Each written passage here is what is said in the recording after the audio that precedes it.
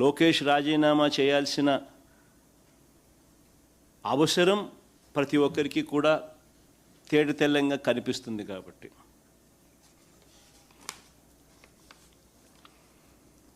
ఇక ఎలాగో వీళ్ళెట్టా చర్చ చేయరు, కౌన్సిల్లో అవకాశం కూడా రానికుండా చేస్తూ ఉన్న నేపథ్యంలో ఒకసారి నాణ్యానికి ఇటువైపున ఎందుకు లోకేష్ అనే వ్యక్తి రాజీనామా చేయాల్సిన అవసరం ఉంది? ఎడ్యుకేషన్ మంత్రిగా ఉన్నాడు కాబట్టి ఎందుకు సిబిఐ ఎంక్వైరీ అవసరం ఉంది ఈ సబ్జెక్ట్ మీద అన్న వివరాలు లేక ఒకసారి వెళ్దాం. పాయింట్ నెంబర్ 1 క్లుప్తంగా పాయింట్ల ప్రకారమే పోదాం, క్లుప్తంగా చెప్తాను పాయింట్ల ప్రకారమే. పాయింట్ నెంబర్ 1, డిఎస్సి పరీక్షల ప్రశ్నల తయారీ. డిఎస్సి పరీక్షల ప్రశ్నల తయారీ ఒక అంశం, పరీక్ష నిర్వహణ అన్నది రెండో అంశం. ఈ రెండు కూడా ఒకే అధికారి చేతిలో పెట్టినట్టు లోకేష్ స్వయంగా యాక్సెప్ట్ చేస్తాడు. అసెంబ్లీలోనే యాక్సెప్ట్ చేయడమే కాకుండా తప్పేముంది అంటూ దబాయించినాడు. తప్పేముంది అని అంటూ ఏకంగా దబాయించినాడు.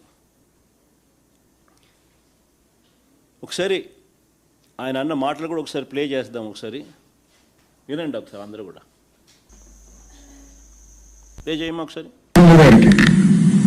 ప్రభుత్వ ఉద్యోగం ఇచ్చిన ఘనత ప్రజాప్రభుత్వం అధ్యక్ష.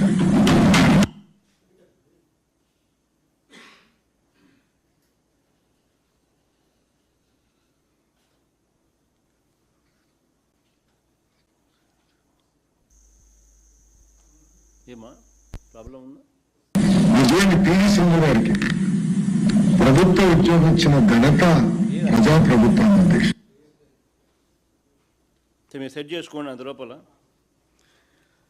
డిఎస్సి పరీక్షలకు అవసరమైన ప్రశ్నల తయారీ అనేది ఎస్సీఈఆర్టీ డైరెక్టర్ బాధ్యత. ప్రశ్నల తయారీ అనేది ఎస్సీఈఆర్టీ డైరెక్టర్ బాధ్యత. డిఎస్సి పరీక్షను నిర్వహించే బాధ్యత డిఎస్సి కన్వీనర్ది. ఈ రెండు ఒకే వ్యక్తికి ద్వారా జరిపిస్తే పారదర్శకతకు పాతర వేసినట్టు అవుతుంది, లీకేజీకి స్వయంగా ద్వారాలు తెరిచినట్టు అవుతుంది. అంటే ప్రశ్నల తయారీకి ఒకంతోనే చేయిస్తూ ఉన్నారు, పరీక్ష నిర్వహణ చేసే కార్యక్రమం కూడా సేమ్ వ్యక్తితోనే చేస్తూ ఉన్నారు. ఏపీడిఎస్సి నియామకాల చరిత్రలోని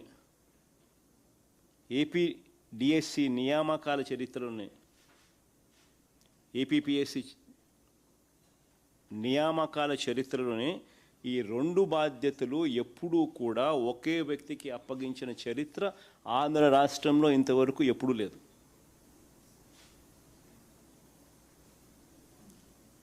ఎందుకు ఆ రకంగా చేస్తారు అని అంటే దానికి కారణం ప్రశ్నలు తయారీ చేసే వ్యవస్థకు పరీక్ష నిర్వహించే వ్యవస్థకు మధ్య ఉండాల్సిన చెక్స్ అండ్ బ్యాలెన్సెస్ తొలగిపోతాయి కాబట్టి. ఒకసారి ఆయన అన్న మాటలు ఒకసారి రెడీగా ఉన్నట్టున్నారు, ఒకసారి ప్లే చేసి ఒకసారి వినండి ఒకసారి. కొన్ని రాష్ట్రాలు ఒకరికే ఇచ్చారు. మనం 148 రోజులు నిర్వహించాలి, చాలా టైట్ గా సిస్టమ్ నిర్వహించాలి, ఒక వ్యక్తిగా నియమించాం. అది ఎక్కడ చట్టంలో ఉల్లంఘన లేదు, ఎక్కడ చట్టంలో రాయలేదు, ఇద్దరు ఉండాలి అని ఎక్కడ చెప్పలేదు అధ్యక్ష. So there is no rule book for to that order. And court కూడా ఈ విషయాన్ని అక్కడ బుకింగ్ తీసుకున్నాం అధ్యక్ష. క్లియర్ కట్గా ఆయన ఎంతకు ఆయనే ఒప్పుకున్నాడు కూడా. అంటే మొట్టమొదటిసారిగా ఆంధ్ర చరిత్రలో ఎప్పుడూ జరగంది ఇక్కడ ఈ రాష్ట్రంలో ఈయన ఎడ్యుకేషన్ మంత్రిగా ఉంటూ దీన్ని జరిగించినాడు. దీనివల్ల పరీక్షల ప్రశ్నల తయారీ, పరీక్ష నిర్వహణ ఈ రెండు బాధ్యతలు ఒకే వ్యక్తి చేయడం వల్ల చెక్స్ అండ్ బ్యాలెన్సెస్ పూర్తిగా తొలగించడం జరిగింది. దీనివల్ల స్కామ్కు మొట్టమొదటగా బీజం పడడం జరిగింది. అందుకే సిబిఐ ఎంక్వైరీ అన్నది అడగడం జరుగుతూ ఉంది.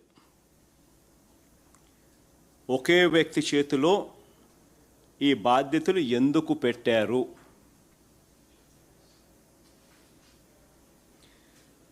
ఇలా చేసినందువలన చెక్స్ అండ్ బ్యాలెన్సెస్ లేకుండా పోయి లీకేజీకు ద్వారాలు తెరిచినారు కాబట్టి. పాయింట్ నెంబర్ 2, రెండో పాయింట్, డిఎస్సి ప్రశ్న పత్రాలు తయారు చేసే విభాగంలో ఉన్న అవుట్సోర్సింగ్ ఉద్యోగి నవీన్కు ఫస్ట్ ర్యాంక్ రావడం వాస్తవమేనని అసెంబ్లీ సాక్షిగా మరోసారి తండ్రి కొడుకులు ఇద్దరు ఒప్పుకున్నారు. అబ్బా కొడుకులు ఇద్దరు ఒప్పుకున్నారు. ఒకసారి ప్లే చేయండి అమ్మా ఒకసారి. ఫస్ట్ మెరిట్ లిస్ట్ చూపించండి. ఫస్ట్ ఇది నవీన్కు ఫస్ట్ ర్యాంక్ వచ్చిన నవీన్కు సంబంధించిన మెరిట్ లిస్టు. నెంబర్ 1 ర్యాంక్లో నవీన్ అక్కడ కనిపిస్తున్నారు చూడండి, ఫస్ట్ ర్యాంకు. ఇదే నవీన్కు మళ్ళీ మెరిట్ లిస్ట్ మార్చేసి నవీన్ పేరు తీసేసిన సెకండ్ మెరిట్ లిస్ట్ ఒకసారి చూపించండి. నవీన్ పేరు తీసేసిన సెకండ్ మెరిట్ లిస్ట్ పబ్లిష్ చేసినారు. ఫస్ట్ మెరిట్ లిస్ట్లో నవీన్ పేరు ఉంటుంది. వెంటనే నవీన్ తప్పించే కార్యక్రమం చేసి నవీన్ పేరు తీసేసి నవీన్ పేరు లేకుండా సెకండ్ మెరిట్ లిస్ట్ రిలీజ్ చేసినారు. అబ్బా కొడుకులు ఇద్దరు కూడా తనకు ఫస్ట్ ర్యాంక్ వచ్చిందని అసెంబ్లీ సాక్షిగా ఇద్దరు ఒప్పుకున్నారు. ఆ క్లిప్పింగ్ కూడా ఒకసారి ప్లే చేయండి ఒకసారి. చంద్రబాబు నాయుడు గారు లోకేష్ మాటల్లో.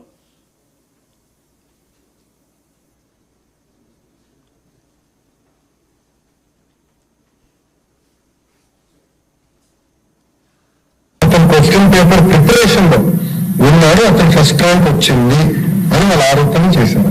అతనికి కాల్ లెటర్ వెళ్ళింది. అతని సర్టిఫికేట్ వెరిఫికేషన్ కి అతను రాలేదు. సర్టిఫికేట్ వెరిఫికేషన్ రాకపోతే ఆటోమేటిక్లీ డిస్క్వాలిఫైడ్. ఎవరికో ర్యాంక్ ఒకటి వచ్చింది. అతని ర్యాంక్ ఒకటి వస్తే ఎవరు కనుక్కున్నాం ఏంటి ఎట్లా వచ్చింది వెరిఫికేషన్ రాలేదు. వెరిఫికేషన్ రాకపోతే వాళ్ళు వచ్చిన వాడికి అనుకుంటే ఏమో అంటారు. ఇద్దరు అబ్బా కొడుకులు ఇద్దరు కూడా ఒప్పుకున్నారు ఆయన ఫస్ట్ ర్యాంక్ వచ్చిందని. ఇద్దరు అబ్బా కొడుకులు ఇద్దరు అసెంబ్లీ సాక్షిగా ఇద్దరు ఒప్పుకున్నారు కూడా. మరి నేను అడుగుతాను, మరి ఫస్ట్ ర్యాంక్ వచ్చిన ఈ నవీన్కు ఉద్యోగం ఎందుకు ఇవ్వలేదు? ఫస్ట్ ర్యాంక్ వచ్చిన ఈ నవీన్కు ఉద్యోగం ఎందుకు ఇవ్వలేదు? ఫస్ట్ మెరిట్ లిస్ట్లో నవీన్ పేరు ఉంది. ఆ తర్వాత మళ్ళీ దీన్ని మార్చి నవీన్ పేరు తీసేసి సెకండ్ మెరిట్ లిస్ట్లో నవీన్ పేరు లేకుండా సెకండ్ మెరిట్ లిస్ట్ ఎందుకు రిలీజ్ చేసినారు?